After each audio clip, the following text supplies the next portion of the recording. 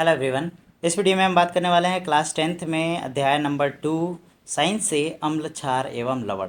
तो हमने हालांकि ऑलरेडी एक वीडियो पब्लिश कर दिया है और उसमें हम लोगों ने अम्ल क्षार और लवण और उसके प्रॉपर्टीज़ के बारे में पढ़ा था। और आज हम लोग पढ़ने वाले हैं कि क्षारक के साथ अगर हम अधात्विक ऑक्साइड की अभिक्रिया करते हैं तो क्या क्या चीज़ें बनती हैं।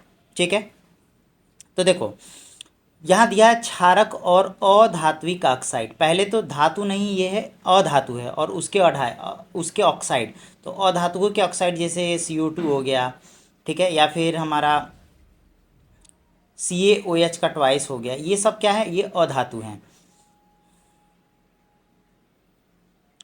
तो कभी भी आप ये जान लीजिए कि जो भी अधात्विक ऑक्साइड होते हैं यानी कि नॉन मेटेलिक ऑक्साइड होते हैं, वो क्षारक के साथ अभिक्रिया करते हैं तो नमक और पानी बनाते हैं, नमक और जल बनाते हैं। ठीक है, इस अभिक्रिया को अगर हम देखना चाहें तो हम अधात्विक ऑक्साइड के साथ अगर क्षार लेते हैं तो क्या बनता है, नमक और पानी बनता है।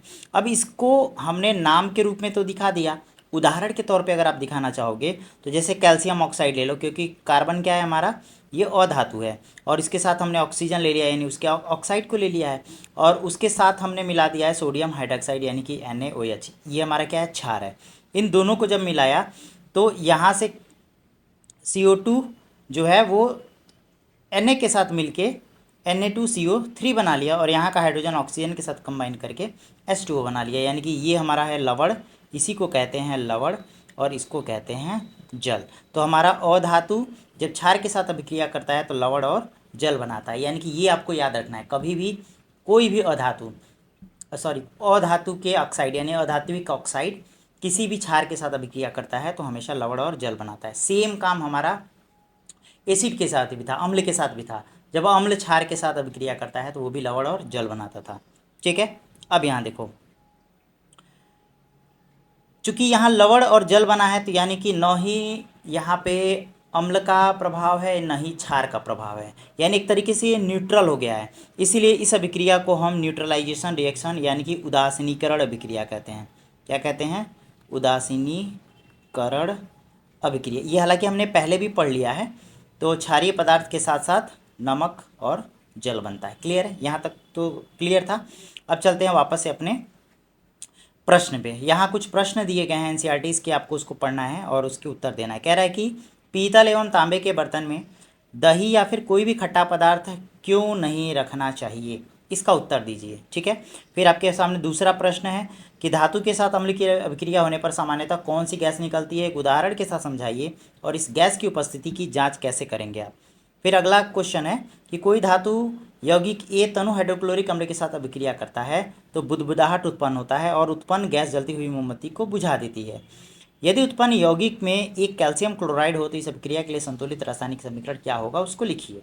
तो उसके उत्तर को मैंने यहाँ पे दिया है, आप यहाँ से ईजिली समझ सकते हो। देखो, किसी पीतल या तांबे के बर्तन में अगर हम दही या फिर कोई खट्टा पदार्थ रखेंगे ना तो उससे वो रिएक्शन करके विषैला पदार्थ बना लेता है।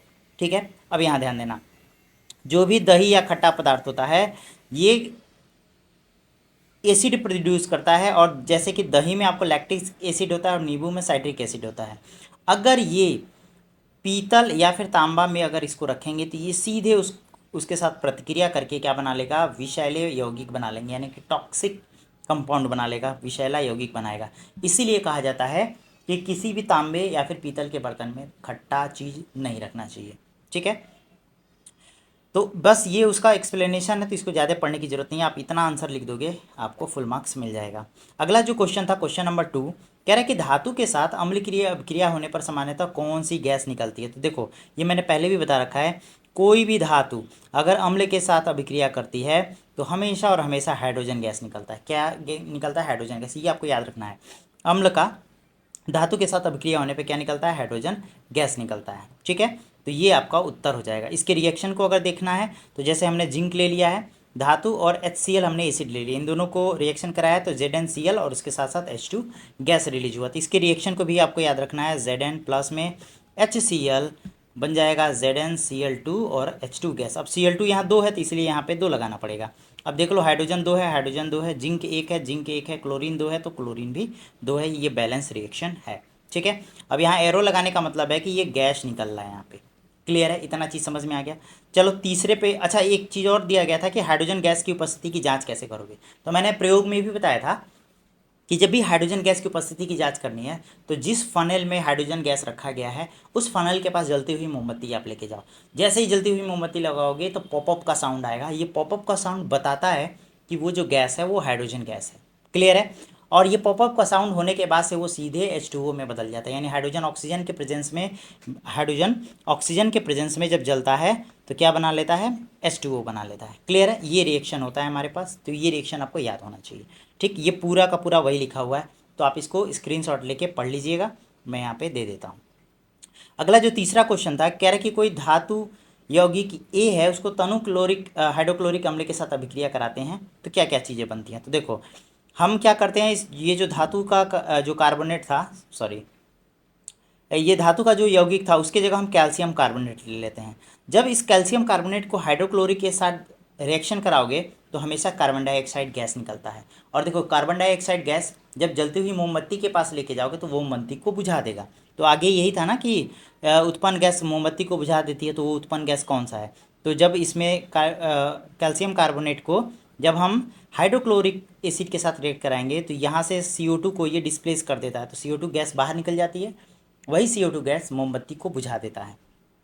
ठीक है, अब आगे कहा है क्योंकि कार्बन डाइऑक्साइड दहन को रोकता है, इस अभिक्रिया को कैल्शियम क्लोराइड यानी कि CaCl2 पानी और कार्बन डाइऑक्साइड बनाते हैं। मतलब जैसे ये अभिक्रिया होगी ना, इसको अगर हम HCl के साथ रिएक्ट कराएंगे तो हमारा CO2 गैस तो बनेगा ही बनेगा, सीधे सीधे CaCl2 भी बनेगा और साथ ही साथ H2O भी बनेगा।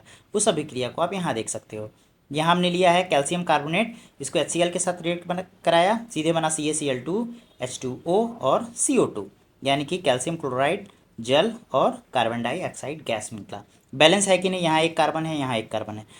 ठीक है, यहाँ भी एक कार्बन है, तो उस कार्बन को हमने यहाँ बैलेंस किया हुआ है। अब हाइड्रोजन यहाँ एक था, हाइड्रोजन यहाँ 2 है, तो इसको बैलेंस करने के लिए हमको यहाँ 2 से मल्टीप्लाई करना पड़ेगा। जैसे 2 से मल्टीप्लाई करेंगे क्लोरीन 2 हो जाएगा, यहाँ भी क्लोरीन 2 है, तो ये पूरा का पूरा बैलेंस रिएक्शन है। क्लियर है। अब चलते हैं आगे। आगे कहा है कि सभी अम्लों एवं क्षारकों में क्या समानताएं हैं। जितने भी अम्ल हैं, जितने भी क्षार हैं, उसमें क्या समानता है। तो देखो इसको हम प्रयोग के थ्रू देखेंगे। वैसे आप रफली जान लीजिए कि अम्ल जो है वो जब भी जल में उसको घोला जाता है, जल में उसको डिज़ोल्व किया जाता है तो H+ आयन देता है, लेकिन जो क्षारक होते हैं वो जल में डिज़ोल्व करने पर OH- आयन देते हैं। यही सभी के सभी अम्लों और सभी के सभी क्षारकों में समानताएं हैं। क्लियर है। अब देखो आगे कहा है कि हमने जितने भी अम्ल हैं धातु के साथ जब अभिक्रिया कराया तो हाइड्रोजन गैस उत्पन्न होती है। इसके पहले भी हमने रिएक्शन में भी अभी देखा। इससे पता चलता है कि सभी अम्लों में हाइड्रोजन होता है। ठीक है, आइए क्रियाकलाप के माध्यम से हम जांच करें कि क्या हाइड्रोजन युक्त सभी यौगिक जो होते हैं वो अम्लीय होते हैं। अभी हमने एक थ्योरी बताया कि जितने भी अम्ल होते हैं वो H+ आयन देते हैं, यानी कि हाइड्रोजन गैस रिलीज हो रहा होगा। तो क्या वे सभी के सभी यौगिक जिनके पास हाइड्रोजन है वो सब के सब अम्ल होंगे। देखो हर अम्ल के पास हाइड्रोजन तो होगा, लेकिन क्या हर हाइड्रोजन वाला यौगिक अम्ल होता है, इसकी जांच हमें करनी है यहाँ पे। ठीक है, तो देखो उसके लिए एक यहाँ एक्सपेरिमेंट दिया गया है। ये सेटअप समझ लीजिए। यहाँ बीकर है, इस बीकर में 2 इलेक्ट्रोड ऐसे लगा दिया गया है, उसको बैटरी के थ्रू यहाँ कनेक्ट कर दिया और उससे एक बल्ब यहाँ पे लगाया गया है। ठीक है, और इस टर्मिनल में धीरे धीरे हम अम्लीय विलयन इसमें डाल रहे हैं चेक करने के लिए। ठीक है, और 6 वोल्ट की ये बैटरी से ये कनेक्टेड है। अब देखो यहाँ सबसे पहले कहा है कि इसमें ग्लूकोज, एल्कोहल, हाइड्रोक्लोरिक अम्ल, सल्फ्यूरिक अम्ल आदि का विलयन ले लीजिए और 100 ml के बीकर में इसको लगाकर 2 किलो के साथ रख दीजिए, जैसा कि यहाँ दिखाया गया है। ठीक है, अब इसको बैटरी के साथ जोड़ देना है और स्विच को ऑन कर देना है। अब बीकर में थोड़ा सा HCl डालकर विद्युत धारा प्रवाहित कर देनी है। अब जाहिर सी बात है HCl डालेंगे, विद्युत धारा प्रवाहित करेंगे, तो ये ऑब्जर्वेशन है, ये आपको खुद करके देखना है क्या ये बल्ब जल रहा है। अगर बल्ब जला तो मतलब समझ लेना जो HCl हमने डाला था वो H+ में और Cl- में कन्वर्ट हुआ। तो ये आयन सी क्या करते हैं, इलेक्ट्रॉन का फ्लो बनाते हैं, और जैसे इलेक्ट्रॉन फ्लो करेगा ये बल्ब जल जाएगा। क्लियर है। कह रहा है कि इसी अभिक्रिया को सल्फ्यूरिक अम्ल यानी कि H2SO4 के साथ भी दोहराइए। परीक्षण में ग्लूकोज और एल्कोहल के विलयन के साथ भी अलग अलग इसको परीक्षण करके देखना है। तो देखो जितने जैसे अम्ल हम HCl डालो या फिर H2SO4 डालो, जैसे ही डालोगे ना ये बल्ब जलना शुरू हो जाएगा। क्लियर है। लेकिन जब ग्लूकोज और एल्कोहल का विलयन इसमें जब डालते हैं तो ये बल्ब नहीं जलता। इसके पीछे कारण ये है कि जो HCl है ना, जब इसको डिज़ोल्व करोगे तो वो H+ आयन देगा। ऐसे ही H2SO4 जब डिज़ोल्व करोगे तो ये भी H+ और SO4 माइनस माइनस आयन देगा। तो ये आयन्स में ब्रेक होना ही इस बल्ब के जलने का मेन कारण है। ठीक है, तो यहाँ देखो लिखा भी है कि अम्ल की स्थिति में बल्ब जलने लगता है। ग्लूकोज और एल्कोहल का विलयन विद्युत का चालक नहीं करते, यानी कि बल्ब नहीं जलता। बल्ब के जलने से ये पता चलता है कि इस विलयन से विद्युत प्रवाहित हो रही है। अम्लीय विलयन में विद्युत धारा प्रवाहित अम्ल में उपस्थित इन आयनों के द्वारा ही होता है। जैसे हमने बताया ना H+ आयन, तो अम्ल का जो विलयन है उसमें इन आयनों की उपस्थिति के कारण ही क्या हो रही है, इसमें विद्युत धारा प्रवाहित हो रही है। अम्लों में धनायन जैसे कि H+, ऋणायन कैसे, जैसे जैसे HCl हमने लिया तो H+ और Cl- बना, इसी को ऋणायन कह रहा है। HNO3 इसमें H+ और NO3- बनता है, तो ये H+ धनायन हो गया और NO3 ऋणायन हो गया, जैसे यहाँ NO3 दिया हुआ है। फिर CH3COOH में CH3COO- जो है ऋणायन है और इसमें H+ धनायन होगा। फिर H2SO4 में SO4- अभी हमने बताया कि H2SO4 जो है ये H+ और SO4- में बदल जाता है। ये SO4- जो है, या फिर ये जो दो माइनस है ना उसको 2- भी लिखते हैं, जैसे यहाँ दिखाया गया है। ठीक है, इन आयनों की उपस्थिति के कारण ही हमारा क्या हो रहा है, विद्युत प्रवाहित हो रहा है। फिर कह रहा है कि अम्ल में उपस्थित धनायन है। इससे ज्ञात होता है कि अम्लीय विलयन में हाइड्रोजन आयन एक्वस फॉर्मेट में उत्पन्न होता है। इसी कारण कि उसका गुणधर्म क्या होता है, अम्लीय होता है। और अम्ल की परिभाषा भी क्या है, ऐसे विलयन जो जल में विलय होने पर H+ आयन देते हैं उसको ही क्या कहते हैं, अम्ल कहते हैं। तो ये जो विलयन हाइड्रोजन आयन रख रहा है, चूंकि जल में क्या दे रहा है, H+ आयन ही तो दे रहा है, इसी कारण इस विलयन को हम क्या कह रहे हैं, अम्ल कह रहे हैं। क्यों? क्योंकि इसके पास अम्लीय गुण है, तो जिसके पास अम्लीय गुण होगा वही तो अम्ल होगा। क्लियर है? चलो आगे देखते हैं।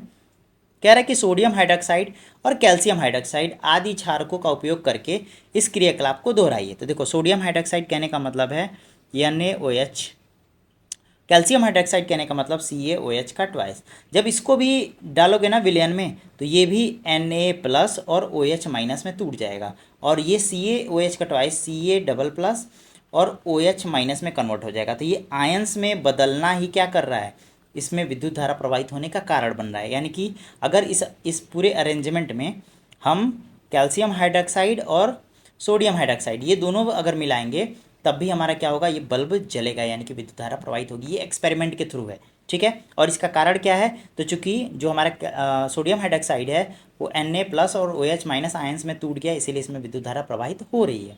ऐसे ही कैल्शियम हाइड्रोक्साइड Ca++ और OH- में टूट रहा है, इसीलिए इसमें भी क्या हो रही है, विद्युत धारा प्रवाहित हो रही है। बस इतना लिख लोगे, इसका आंसर आपको मिल जाएगा।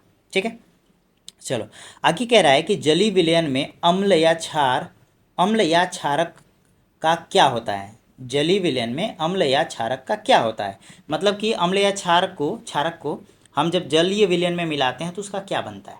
ठीक है, अब देखो उसके लिए एक यहाँ पर अरेंजमेंट दिखाया गया है। यहाँ पे एक सूखी परख नली है जिसमें हमने सोडियम क्लोराइड मिलाया है और इसको कुछ इस व्यवस्था से पकड़ लिया। अब देखो ये सीधे टीचर की प्रेजेंस में ही करना पड़ता है, क्योंकि ये इतने खतरनाक एक्सपेरिमेंट है, आपके शरीर को हार्मफुल पहुंचा सकता है, इवन आपके आँख वगैरह को भी ये नष्ट कर सकता है। परखनली को पकड़ लिया और यहाँ से डीप इरिगेशन यानी बूंद बूंद करके इसमें अम्ल मिला रहे हैं। ठीक है, अब देखो इसमें किया ये है कि परखनली में 1 ग्राम NaCl यानी कि सोडियम क्लोराइड यहाँ पे मिला दिया गया है। ठीक है, फिर परखनली में सांद्र सल्फ्यूरिक अम्ल को ऊपर से ऐसे डाला जा रहा है। अब कह रहा है कि इस प्रेक्षण में देखो क्या हुआ, क्या निकास नली में कोई गैस निकल रही है। देखो इसी जब डाल के इसको पैक कर दिया गया है और एक निकास नली लगा दी गई है, पूछ रहा है क्या इससे कोई गैस निकल रही है, तो जी हाँ बिल्कुल इससे गैस निकलती है। अब ध्यान देना, कह रहा है कि अगर कोई गैस निकल रही है तो उसको सूखे या फिर नम लिटमस पत्र द्वारा जांच करिए क्या होता है। किस स्थिति में लिटमस पत्र का रंग परिवर्तित हो रहा है। उपरोक्त क्रियाकलाप में बता दो क्या निष्कर्ष निकला। शुष्क HCl में रंग परिवर्तन हुआ है या फिर HCl के विलयन में रंग परिवर्तन हुआ है। तो देखो जब भी हम सोडियम क्लोराइड यानी कि NaCl के साथ हम H2SO4, देखो इसमें H2SO4 सल्फ्यूरिक अम्ल ही तो मिला रहे हैं ना, जब मिलाओगे तो ये हमारा सोडियम सल्फेट बना लेगा और साथ ही साथ हमारा HCl गैस बनाएगा। ठीक है, तो ये HCl गैस ही इस पाइप के थ्रू यहाँ से निकल रहा है। अब ध्यान दीजिएगा, ये जो HCl गैस है ना ये शुष्क है, कैसा है, शुष्क है, सूखा है, मतलब उसमें कोई नमी नहीं है, वो प्योर गैस के रूप में बाहर निकल रही है। तो जब भी इसके पास नीला लिटमस पेपर लेके जाओगे ना, तो ध्यान देना, अम्ल जो होता है वो नीले लिटमस पेपर को लाल कर देता है। लेकिन यहाँ से चूंकि सूखा हमारा HCl गैस निकल रही है, तो इस नीले लिटमस को ये लाल नहीं कर पाता। कारण बताते हैं। देखो, जो अम्ल होता है, अम्ल का जो विलयन होता है ना, अम्ल का विलयन जब सॉरी विलय होता है जल में, तो वो H+ आयन देता है, और इस H+ आयन के कारण ही इसको हम अम्ल कहते हैं। अब चूंकि ये सूखा है, तो ये डिजॉल्व होगा ही नहीं, जब डिजॉल्व होगा नहीं तो H+ आयन देगा ही नहीं, जब H+ आयन देगा ही नहीं, तो क्या HCl को यहाँ अम्ल कहेंगे? नहीं कहेंगे, यहाँ HCl को अम्ल नहीं कहेंगे, वो गैस के रूप में है। ठीक है, इसीलिए ये नीले लिटमस पेपर को ये लाल नहीं कर रहा है। ठीक है, लेकिन जैसे ही इस HCl को हम वापस से पानी में डिज़ोल्व करके लिटमस पेपर को चेक करेंगे, तो ये नीले लिटमस पेपर को लाल कर देगा। यानी कि HCl जब हम सूखे तौर पे गैस के रूप में लेंगे, तो ये नीले लिटमस पेपर का रंग बदलेगा नहीं, लेकिन जैसे ही इसका विलयन लेंगे, तो ये सीधे नीले लिटमस पेपर को क्या कर देगा, लाल कर देगा। बस यही इसका आंसर है, उसको मैंने यहाँ लिखा है। देखो, यहाँ पे हमने NaCl लिया है, सल्फ्यूरिक अम्ल के साथ इसको रिएक्शन कराया है, तो सोडियम हाइपोसल्फेट बना रहा है, सोडियम हाइड्रोजन सल्फेट, और साथ ही साथ HCl गैस निकल रही है। ठीक है, यही HCl गैस जो है वो किस फॉर्मेट में है, शुष्क रूप में है। तो यहाँ मैं लिख देता हूँ, ये शुष्क रूप में है। क्लियर है, शुष्क रूप में ये गैस निकल रही है। अब देखो, यहाँ लिखा भी है कि जो HCl शुष्क रूप में है, जब आप इसको नीले लिटमस पत्र के संपर्क में लाते हैं, तो लिटमस पेपर के रंग में कोई परिवर्तन नहीं होता। इसका कारण ये है कि HCl में कोई हाइड्रोजन आयन उपस्थित नहीं होता, क्योंकि ये सूखा है, तो कोई आयन सी नहीं होगा। ठीक है, अम्लीय गुणों को, चूंकि जो अम्लीय गुणों को प्रदर्शित करता है, इसीलिए HCl लिटमस पेपर के रंग में कोई परिवर्तन नहीं कर रहा है, यानी ये अम्ल की तरह बिहेव नहीं कर रहा है, इसीलिए वो नीले लिटमस को लाल में नहीं बदला है। ठीक है, लेकिन जब इसका जलीय विलयन लेंगे, तो इसमें H+ आयन बनना शुरू हो जाएगा, और जैसे ही H+ आयन बनना शुरू हो जाएगा, तो इसमें अम्लीय गुण आ जाएगा, और जैसे ही अम्लीय गुण आएगा, तो ये विलयन जो है वो नीले लिटमस को क्या करना शुरू कर देगा, लाल करना शुरू कर देगा। यानी कि ओवरऑल जो गैस है वो नीले लिटमस को चेंज नहीं करेगा, लेकिन जो उसका विलयन है वो नीले लिटमस को लाल में चेंज कर देगा। क्लियर है, तो बस इतना था। अब आगे कुछ कह रहा है कि इस प्रयोग से स्पष्ट होता है कि जल की उपस्थिति में जो HCl है, यानी कि हाइड्रोक्लोरिक एसिड है, वो हाइड्रोजन आयन उत्पन्न करता है। यानी कि जैसे जल मिलाएंगे वो क्या उत्पन्न करेगा, H+ आयन। हाइड्रोजन आयन कहने का मतलब है H+ आयन उत्पन्न करेगा। जल की अनुपस्थिति में HCl अणुओं में H+ आयन पृथक नहीं हो सकता, यानी कि वो सूखा है, जल नहीं होने का मतलब है वो सूखा है, तो उसमें H+ आयन नहीं बनेगा। क्लियर है। अब देखो, हमने HCl लिया, उसमें जलीय विलयन मिला रहे हैं, हल्का सा नमी भी दोगे ना, तो वो HCl जो है वो H+ आयन देना शुरू कर देगा। अब जैसे इसको मिलाया, ये देखो H3O+ कहने का मतलब है H2O तो है, उसमें H+ आयन आके मिल गया, तभी ये आके H3 बन जाता है। ठीक है, और ये प्लस आयन आ जाता है, ये इसलिए इसको H3O+ आयन कहते हैं, इसको हाइड्रोनियम आयन कहते हैं। और साथ ही साथ क्लोरीन गैस निकल रही है, इसका क्लोरीन बाहर हो जाता है। ठीक है, तो ये किस में कन्वर्ट हो गया, आयंस के रूप में कन्वर्ट हो गया। कह रहा है कि हाइड्रोजन आयन स्वतंत्र रूप में नहीं रह सकते, जो भी हाइड्रोजन आयन है वो अपने आप खुद एग्जिस्ट नहीं कर सकते, लेकिन ये जल के अणुओं के साथ मिलकर रह सकते हैं। लेकिन जैसे ही जल के साथ इसको मिलाओगे ना, ये इजिली रह लेंगे। इसलिए हाइड्रोजन आयन सदैव H+ या फिर हाइड्रोनियम आयन H3O+ के रूप में होता है। यानी कि इसको आप चाहो तो H+ के रूप में भी दिखा सकते थे, या फिर H3O+ के रूप में। इस H3O+ को क्या कहते हैं, हाइड्रोनियम आयन। इसका नाम याद रखना है, H3O+ को कहते हैं हाइड्रोनियम आयन से दर्शाया जाता है। अब देखो, इसी को हमने क्या किया है, इसको ब्रेक करके यहाँ लिखा है H+ और H2O, H3O+, क्या कहते हैं, हाइड्रोनियम आयन कहते हैं। आगे कह रहा है कि हमने देखा कि अम्ल में H3O+ आयन, यानी कि हाइड्रोनियम आयन या फिर हाइड्रोजन आयन प्रदान करता है। जैसे अम्ल है, जलीय विलयन में डालते हैं तो क्या प्रदान करता है, H+ आयन या फिर हाइड्रोनियम आयन प्रदान करता है। जैसे, अच्छा, इसी चीज़ को, ये तो अम्ल के लिए हो गया। अब कह रहा है कि क्षारक को अगर जल में घोलेंगे तब क्या होगा।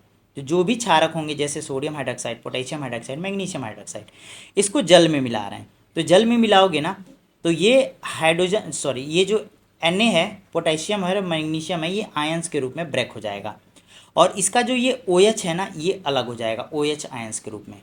ठीक है, ये अलग हो जाएंगे, यानी ये भी क्या हो रहे हैं, ये भी आयंस के रूप में बदल रहे हैं। लेकिन मोस्ट कॉमन जो आयन हो रहा है वो OH- आयन हो रहा है। किसके लिए, क्षारक के लिए। यानी कि क्षारक को जब जल में घोला जाता है, तो ये जो भी हम एलिमेंट लेंगे वो एलिमेंट तो मिलेगा ही, यानी यौगिक तो मिलेगा ही, साथ ही साथ उसके OH आयन भी मिल रहा है, तो ये आयंस के रूप में है और उसके जलीय विलयन में है।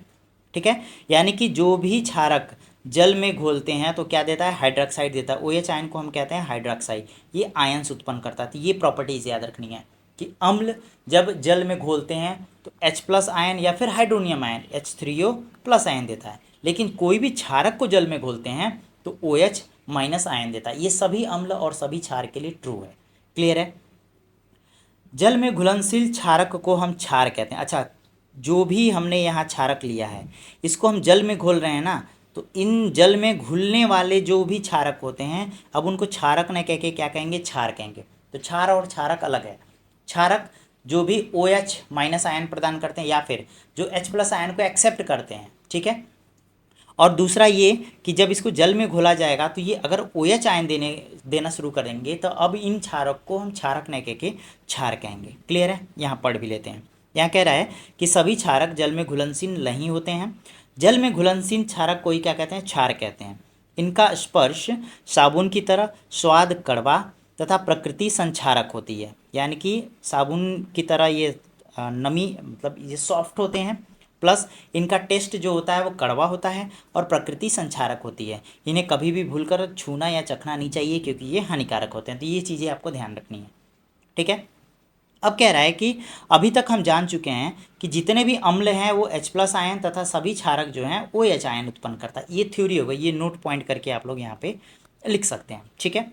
अब हम उदासीनीकरण अभिक्रिया को निम्नलिखित रूप में व्यक्त कर सकते हैं। जैसे हमने लिया है एक HX अम्ल लिया है और MOH क्षार लिया है। जाहिर सी बात है जो भी अम्ल लेंगे उसमें H तो होगा ही, उसके साथ मान लो हमने X यौगिक ले लिया है। क्षारक में OH होगा, उसके साथ हमने M ले लिया है। अब इन दोनों को मिलाओ। अब एक चीज़ याद रखो, ये जो H है ना ये प्लस के रूप में होगा और OH है माइनस के रूप में होगा। जब यहाँ से ये ब्रेक होगा तो ये दोनों आपस में ऐड हो जाएंगे क्योंकि प्लस माइनस एक दूसरे को अट्रैक्ट करता है। ऐसे ही यहाँ X- में होगा और M+ में होगा तो ये दोनों आपस में कंबाइन होकर MX बना लेंगे। तो ये जो HOH दिख रहा है ये बेसिकली H2O है, यानी कि ये जल है, और ये MX जो है ये क्या है, ये लवण है। यानी कि अम्ल और क्षार जब आपस में अभिक्रिया करते हैं तो क्या बनाते हैं, लवण और जल बनाते हैं, और इसी को कहते हैं उदासीनीकरण अभिक्रिया। तो यहाँ आपको हेडिंग डालनी थी उदासीनीकरण अभिक्रिया। ठीक है, उदासीनीकरण अभिक्रिया। ठीक है, और लिखना था अम्ल क्षार एरो के साथ लवण और जल बनाता है। ये था उसके एक नॉर्मल एग्जाम्पल। यहाँ देखो H+ OH- आयन मिलके क्या बना रहा है, H2O लिक्विड बना रहा है, यानी कि जल बना रहा है। क्लियर है। अब कह रहा है यहाँ पे एक क्रियाकलाप दिया गया है। इस क्रियाकलाप में ये देखिएगा कि ये चित्र जो भी अम्ल या फिर क्षार होते हैं ना कंसनट्रेटेड यानी सांद्र वाले, उस पर ये इंडिकेशन बना होता है। इसका मतलब यही है कि इसको डायरेक्ट आप हाथ में कांटेक्ट मत लाइएगा, नहीं तो ये बहुत ज़्यादा हार्मफुल होता है। ठीक है। यह क्रियाकलाप 2.10 दिया हुआ है कि एक बीकर में 10 ml जल लीजिए, इसमें कुछ बूंदे सांद्र सल्फ्यूरिक अम्ल H2SO की डालकर बीकर को धीरे धीरे घुमाइए। बीकर के आधार को स्पर्श करिए, क्या तापमान में कोई परिवर्तन आया। यह प्रक्रिया ऊष्माक्षेपी या अथवा ऊष्माशोषी अभिक्रिया है। उपयुक्त क्रियाकलाप में सोडियम हाइड्रोक्साइड के साथ दोहराइए। सो यहाँ तक तो क्लियर हो गया, और इस वीडियो के बाद से हम जो अगला वीडियो लेके आएंगे उसमें क्रियाकलाप 2.10 और जो ये प्रश्न है उसको डिस्कस करेंगे। तो मिलते हैं आपसे अगले वीडियो में।